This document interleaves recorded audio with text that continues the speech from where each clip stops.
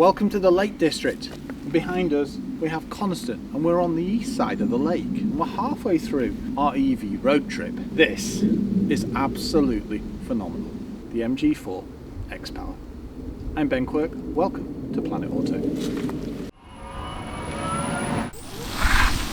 This retails for around £37,000.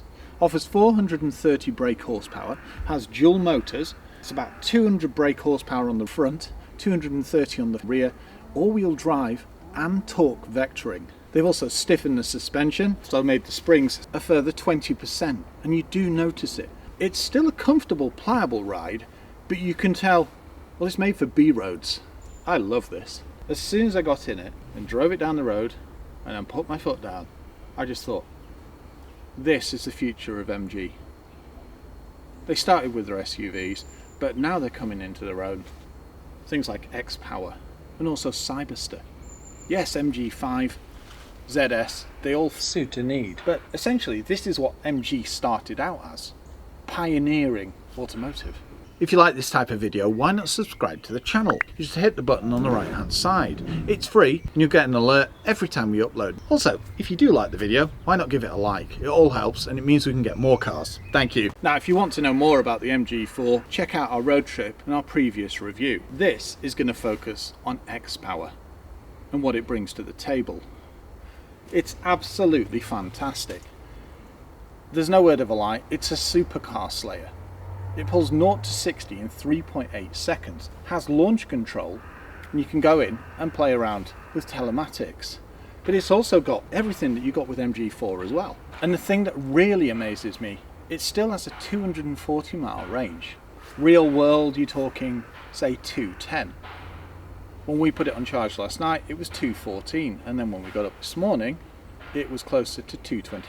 But as we know, it depends on conditions, especially with something like this. The colder it is, the less range you'll get. The more things you use, the less range you'll get. But that's not why you'd buy this. You'd buy this because it would be on the heels of a Urus. Now, the one thing that I did notice on MG4, MG5, etc. is if you floor it, you will periodically scrabble for grip. This, there's pretty much none of it. Even in the drenched conditions that we had today, we had a slight and then gone. Powertrain, this one. Trim, this one. Makes it nice and easy. Otherwise, you go for a trophy on the MG4 or something like the SE. You get MG Pilot across the full range. And it's got detection systems left, right and centre. Cameras, you name it, all over this vehicle.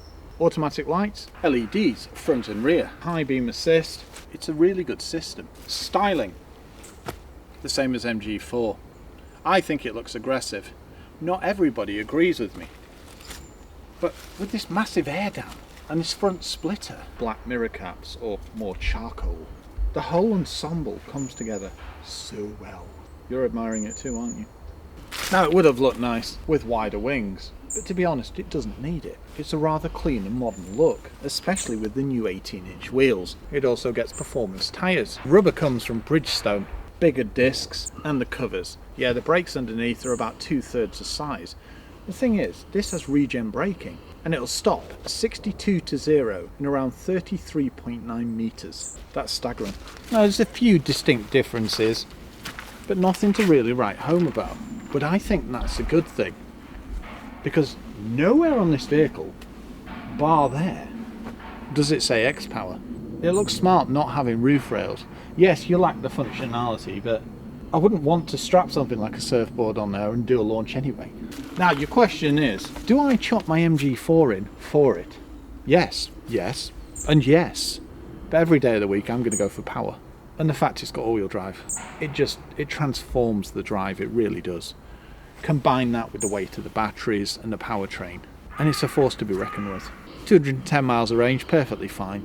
Yeah, if you're going to be doing longer motorway journeys, maybe it's worth getting the extended range. I think that's around 330 miles, which is pretty impressive.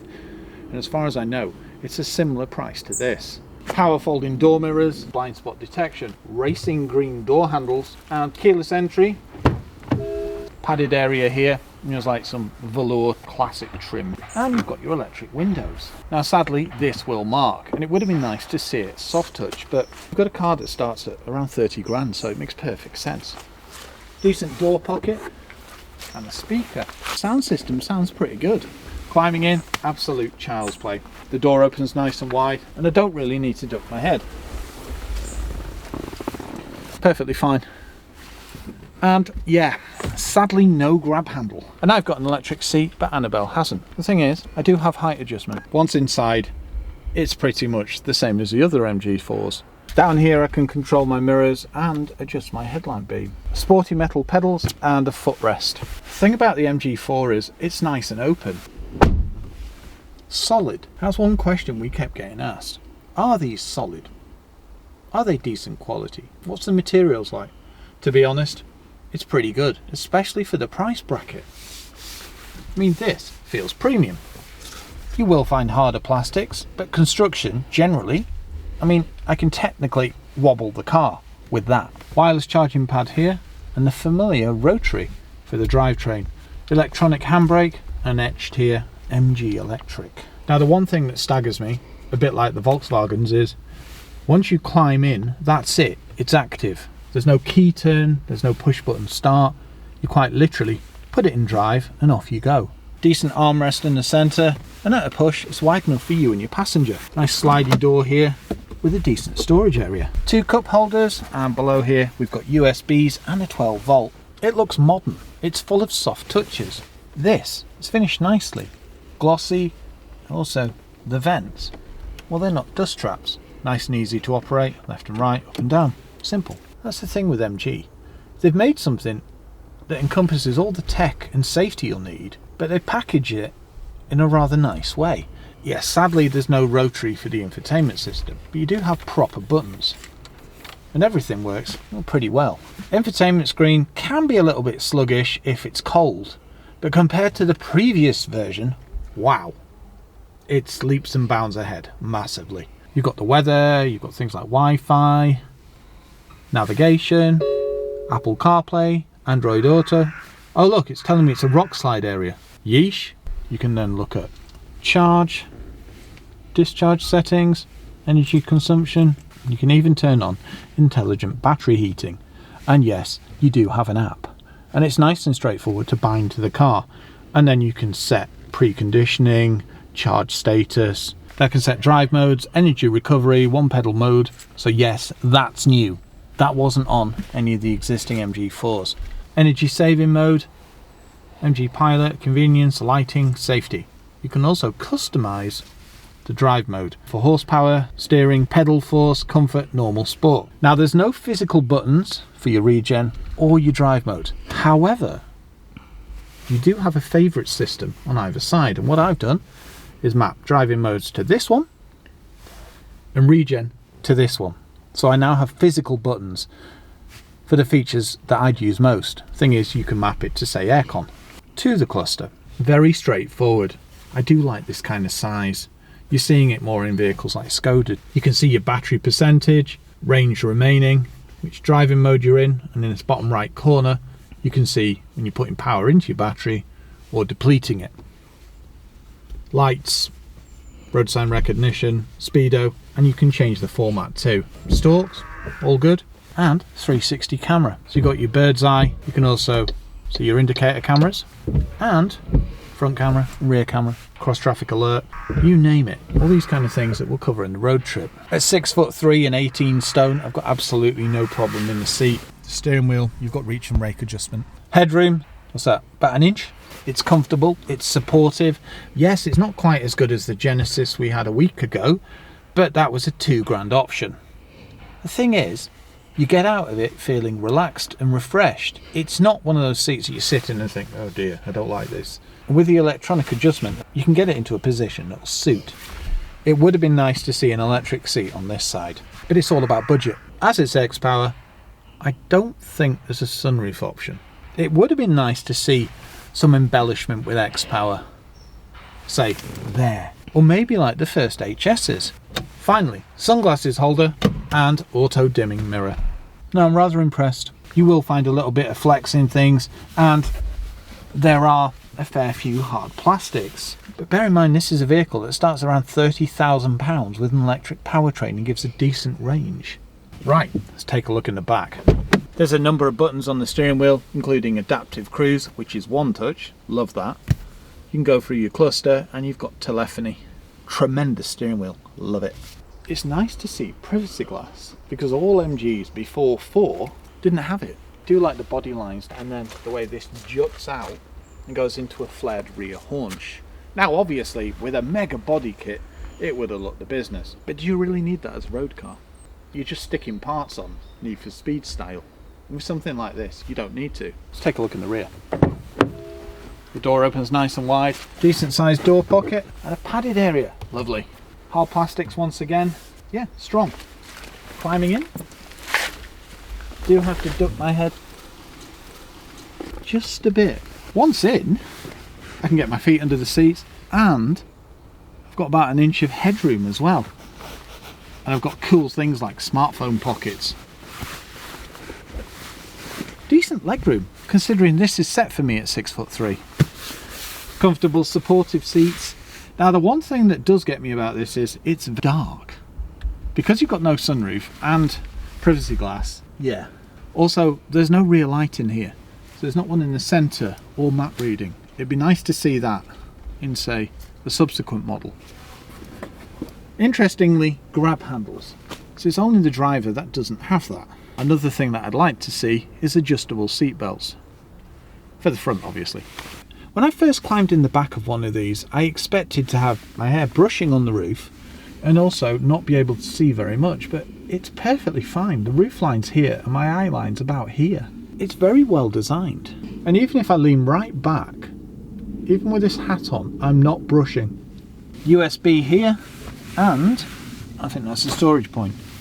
No vents. After seeing the BYD models, it would be nice to see, say, a pull-down armrest.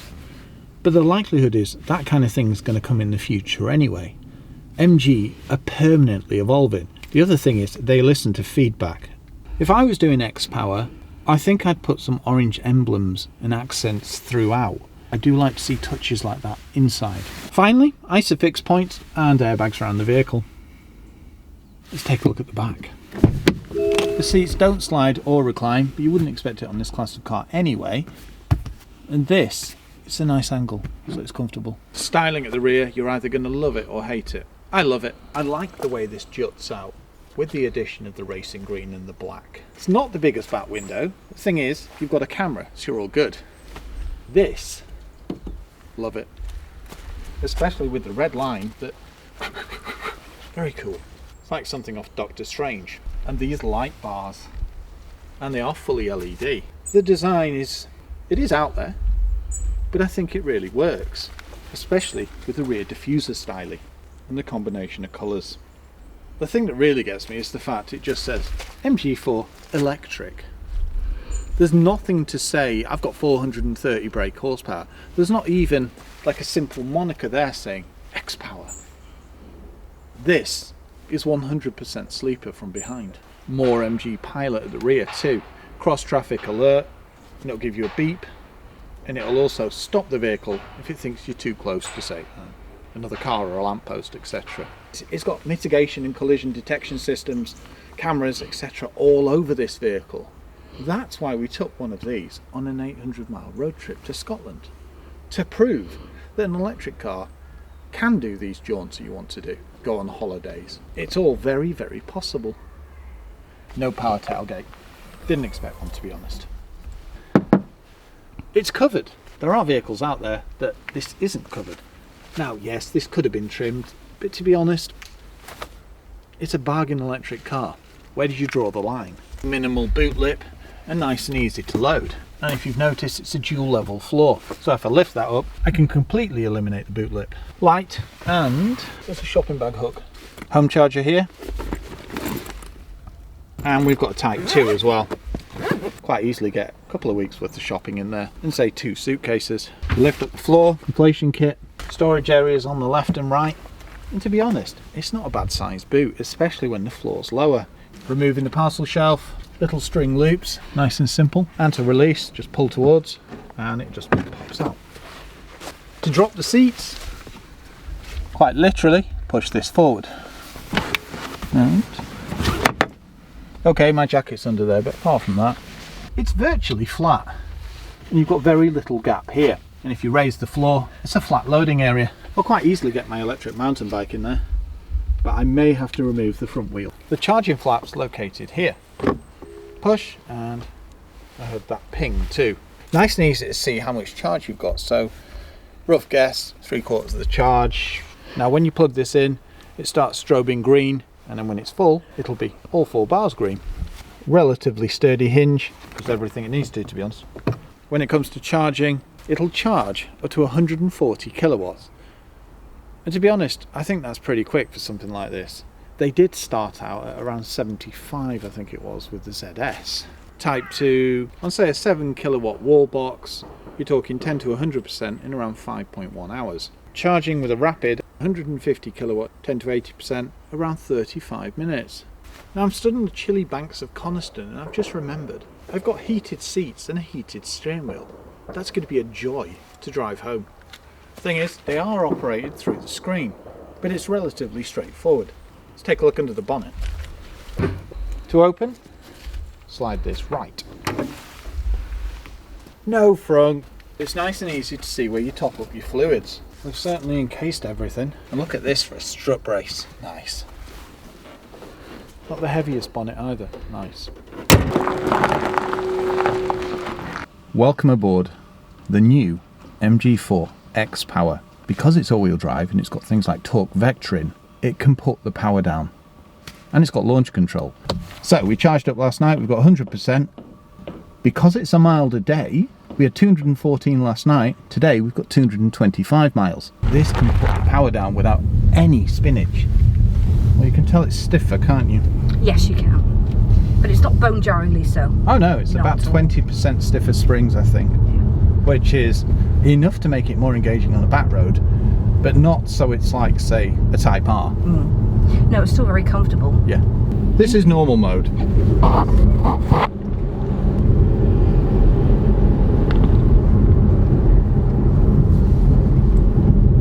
I was barely using the accelerator there. It felt very rapid though. It does. It's how dynamic it is. It's so agile around those bends. The thing is, it's not that stiff that it's like a right, good balance. So that's 50. 5. We've used 4 miles of range. Not really surprising the way I've been driving. The thing is, you don't buy this for the economy. You go for the standard range and the long range. You buy this for fun. The thing is, it doesn't deplete it as fast as you might think it would. I mean, yes, currently we're down to 2 mile kilowatt hour-ish. And you now have e-pedal. Now you can tell the difference between the other MG4s. With the stiffer suspension, the ride's not quite as pliable when it comes to passenger comfort. The thing is, it just allows it to grip like it's on rails. Combine that with the nice weighty steering, and it's quite responsive too. I mean, I've read reviews where they say, yeah, it's not quick enough. Well, to be honest, it seems pretty good. Now I've eased off, we're getting 3 mile kilowatt hour. That's how fast it goes back up. Cluster's nice and straightforward. You can see vehicles in front. You can see your hours and minutes, the miles, your average mile per hour, mile kilowatt hour, now up to 3.3. Wow. And obviously your battery charge and your mileage and which driving mode you're in. We've got bounce rather than bump. I was going to say, it's a comfortable ride. Yes. You can tell the difference though. Now, the thing that's interesting is there's no spin at all. It just progressively puts the power on as fast as it thinks it can without it losing traction, and it does a damn good job. So let's go to sport now. This is 30. That's 50. Belt. It's not bonging and beeping left, right and centre like some of the other MG models. No, it's not naggy at all, is it? No. It's a fantastic car, isn't it? Yeah. With what you get for the money, it's amazing. Yeah. Well, there you have it, the MG4 XPower. Now this is just a taster of the driving section. If you want to know more, why not check out the road trip? Thank you.